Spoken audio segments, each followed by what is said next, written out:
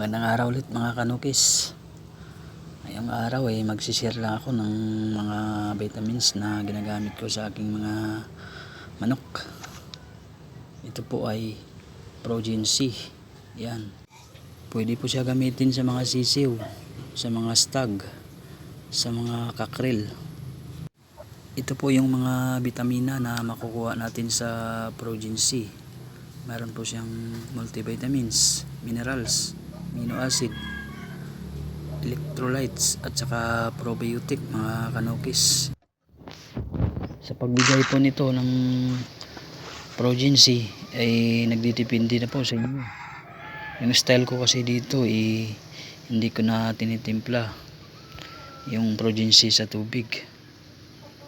Bali nahalo ko na lang siya sa pagkain, tapos lalagyan ko siya ng kunting tubig. Pagkatapos po ay haluin, patuyuin ng kunti. Sa hindi pa nakagamit nito, isubukan nyo na, kasi magugulat kayo sa resulta ng inyong alagang manok. Maganda po siya kasi tatak, excellent. Alam mo naman pag excellent, the best. Yan, kikita nyo sobrang takaw ng malaga ko.